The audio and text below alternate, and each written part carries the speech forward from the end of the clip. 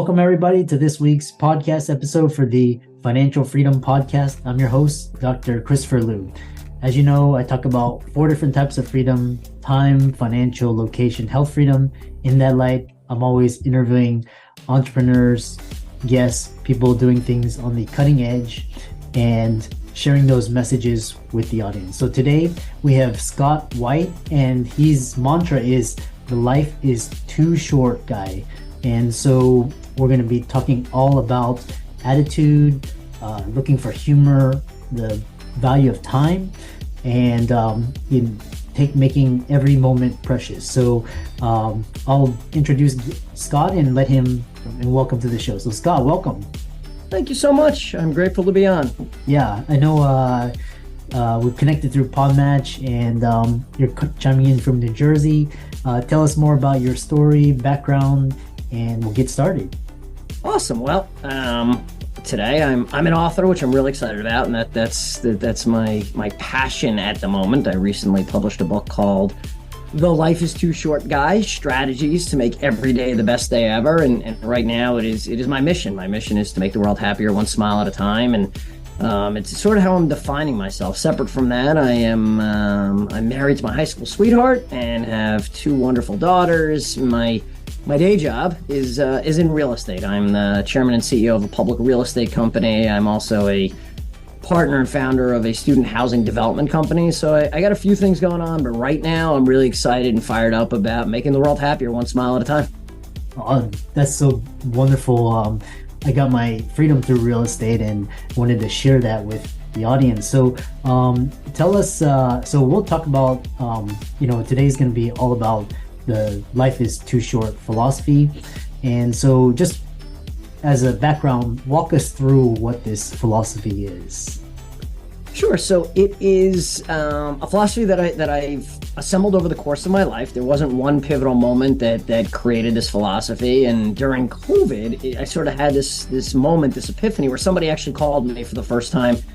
It was an executive coach I was working with. He literally said to me, he's like, "Dude, you are like Mr. Life is Too Short guy. Everything is happy. Everything is great. Everything's get it done today." And then I mentioned the concept to my wife, and she said to me, "Wow, maybe that's your book. Maybe that's the book you always wanted to write." And that's sort of what spawned it. It's been an evolution over the course of my life where what I'd say to people is it's a very practical, approachable, live in the moment type philosophy. It's not by design some sort of, change your whole life, change your whole perspective. Starting, we're talking now, it's January, and all of a sudden I have a whole new life. That's not it, because I think it's really hard for people to just say, all right, well, yesterday I was Dr. Christopher Lee, and today I don't know, something new. The goal is to make small changes in a very practical way. All right, so now the question is, well, what do you mean by small changes in a practical way? So there are 10 tenets or 10 principles. I won't go through them all, but the foundational one, the most important one, is attitude is everything, the power of positivity. There is so much that we can control. A lot of people don't realize this, that as you look at what controls your happiness, I think most people will generally believe or revert to, well, it's your circumstances, your house, your car, your family, your health, good or bad, right? So getting married is fantastic, getting divorced, not so fantastic. That controls my happiness. Believe it or not, that only controls 10% of your happiness. Your circumstances control 10% of your happiness. Okay.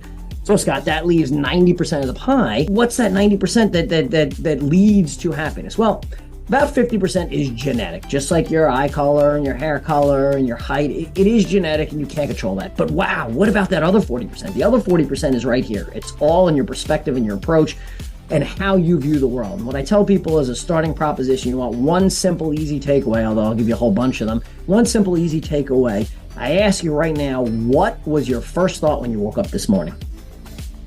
For me, it was, how can I accomplish the day? How can I add value and create value and share with the world? That was me. I think that's great. I think that's wonderful, and that was a positive perspective.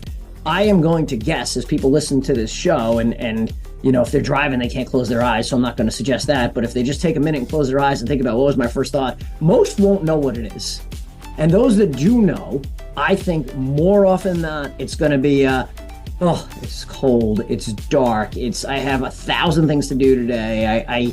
I can't believe I have to meet with so-and-so. I have this awful blah. That's wrong. You have the ability to wake up, open your eyes, smile, and like you said, make it a great day. Make it the best day. One of my mantras is making every day the best day ever. And people are like, come on, really, Scott, making every day the best day ever? What about the day you got married? What about the day your kids were born? I'm like, those are wonderful. Those were among the best days ever. But I have a fighting chance today to make it the best day ever. And the best way to do that is to start as soon as I wake up. So I'm going to tell you right now, today, it's the middle of the winter here in New Jersey. It's cold. It's dark. I ran 8 miles this morning. When I woke up, I opened my eyes, I smiled, I looked over and I saw my wife still sleeping. And I'm like, fantastic. I am so grateful, happy, and fortunate that the love of my life is next to me. I'm grateful that I'm under warm covers. I'm grateful to have the ability to get out of bed and go out and run. I'm grateful that my daughter, who is normally at college, is home for the holiday break. I'm grateful that I have a chance to be on this amazing podcast and meet your audience. And by the way, we're now 10 seconds into my day. 10 seconds. And that's the truth. That's not revisionist me going back and tell you what I thought. That's what I thought. Very simple, very practical, very, approachable. These are easy differences, easy changes. I'm looking at you right now smiling, right? And that's wonderful. You are smiling. How often do people proactively think to smile? It has been proven that smiling creates chemical interactions in the brain. It produces certain chemicals that make you happier, make others happier. Think about smiling more often. We all say, oh yeah, of course I smile, but do you really?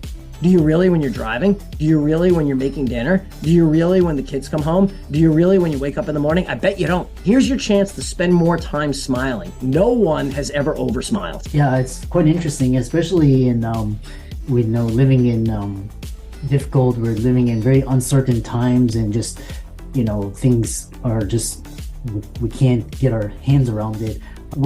How did you develop this this philosophy, and it's beautiful that you wrote a book about it. Who are you trying to target with this book? So the development came over the course of my life. There were a couple of, I think, major milestones. The very first one, when I was 10 years old, I was working with my dad, and we were doing some rehab around the house, and he cut himself, and he cut his finger. He had to go to the hospital, and that night my mom came running to my room and said, Dad had a heart attack in the hospital. I was 10 years old, and this was in the mid-1980s. Dad subsequently, a few weeks later, had to fly out to Houston, your home base, and had triple bypass surgery. This is 1984, and you're talking about a different time, a different era.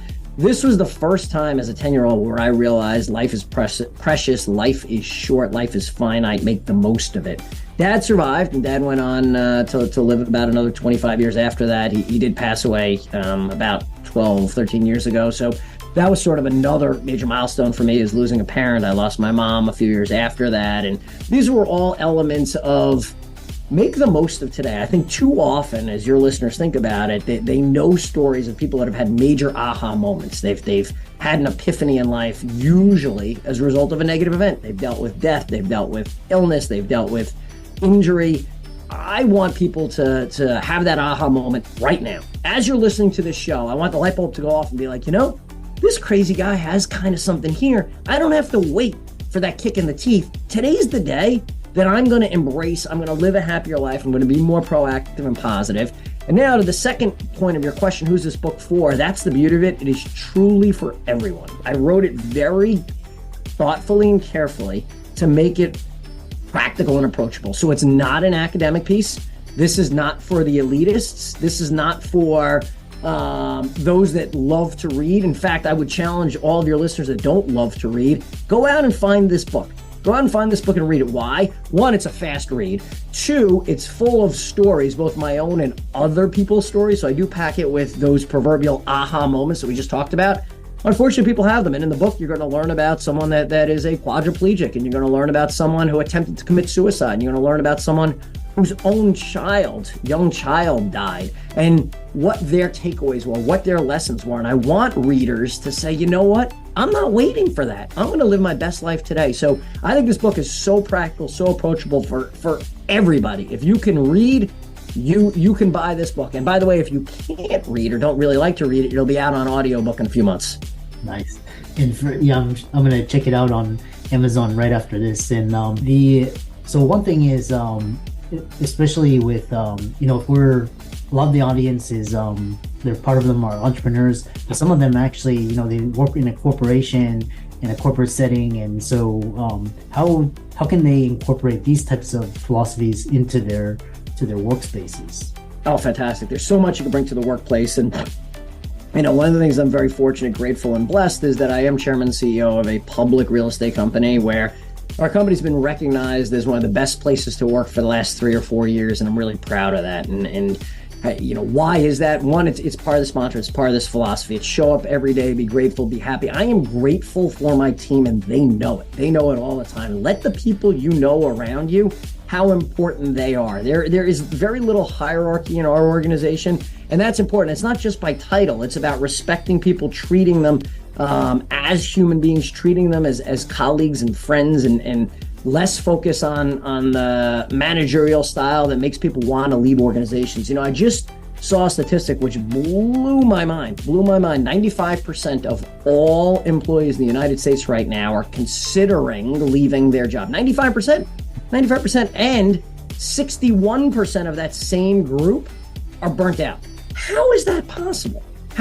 Why do things unless you love doing them? Create an environment where people enjoy. They feel like they're empowered. They feel like they're part of something bigger than themselves. They feel like there's more to do than just grind away on a daily basis. Give people flexibility. Give people opportunities to learn, to grow. One of the things I talk about in the book, one of the 10 principles is learn, learn, learn. I think it's so important that you learn something new every day.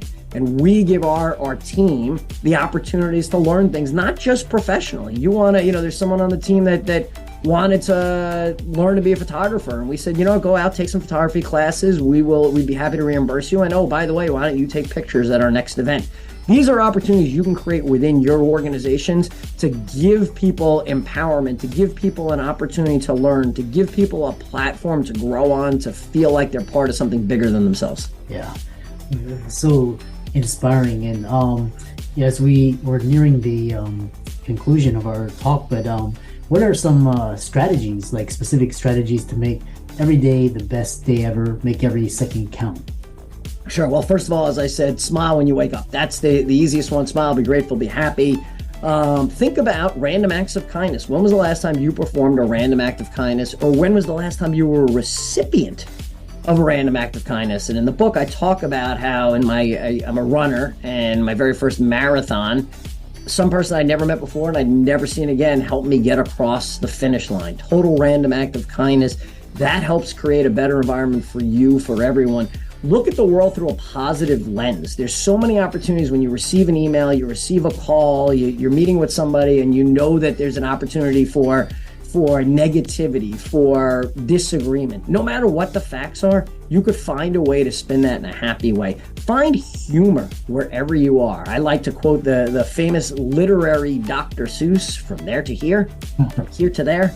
Funny things are everywhere, and you could find humor anywhere. Humor is a great way to take yourself less seriously, take the world around you less seriously, no matter what the circumstance. You can be in the middle of, I'll give you an example I talk about in the book.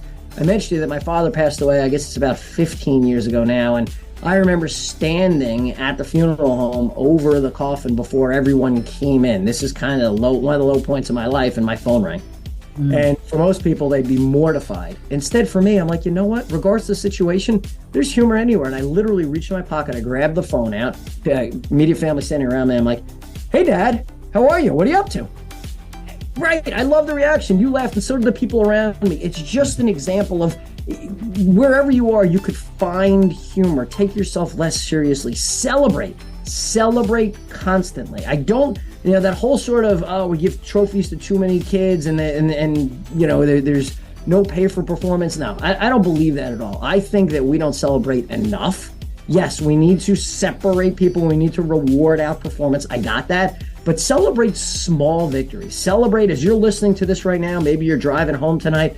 Do something special for dinner. Celebrate celebrate this podcast. You get home, you sit around, you're like, wow, Dr. Lou had an amazing podcast today I want to tell you about. Let's have a glass of wine to that. Let's go out for a special dinner. Find small ways to celebrate constantly. Don't wait for that big epiphany to celebrate, because it may never come. Finally, think about minutes matter. Make the most of every minute. And I'm not going to judge or give you kind of a guideline for how you use your minutes. Everyone needs to choose on their own how to use their minutes. What I do caution people is that, I think of, and I ask people to think of it, the mental image of a barrel. The barrel is the minutes you have left in your life. And in it, for me, it's a wine barrel I like to think about, but you can think about any barrel you want. There's little gold coins. And every time I do something, I reach in and I pull out a gold coin and I use that minute. Regardless of how I use it or how you use it, do you know how you're using those minutes? Are you being thoughtful with how you're using those minutes? Are you being deliberate in how you're using those minutes? And by the way, if you don't like how you're using those minutes, then stop. Stop, because those minutes aren't going to last forever, and you have no idea when there's going to be a hole or the bottom's going to fall out and the minutes are going to disappear. Make the most of every minute. Yeah, and as we conclude this session, if there was one key takeaway for your listeners, what would it be? Attitude is everything. The power of positivity. It's all here. This is everything, regardless of your circumstances. And people say to me, well, look, you have a great job, you have a great life, you have a great family, whatever the case may be, God bless, thank you. Regardless, as I did research and I think about some of the poorest people in the world that are just trying to survive, some of them are the happiest people in the world. It's all here. The power of positivity. You have the ability to control your happiness. Take charge. Fantastic. With that, how can people follow you on social media, visit your website, check out your book, and contact you?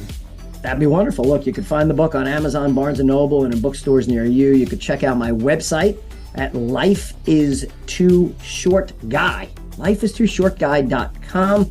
Feel free to reach out and email me at scott@scottewhite.com. That's scott@scottywhite.com. You can find me on social media, Life is Too Short Guy. I'm all over, and I will be touring the country throughout 2023, doing speaking engagements to the extent anyone wants to bring this energy and this philosophy and this happiness into their company or into their organization. Please reach out and let me know. I'd love to do it. Yeah. And for all the listeners out there, Scott's resources will be in links in show notes. Be sure to check out his book, follow him on Facebook, LinkedIn, Twitter, Instagram.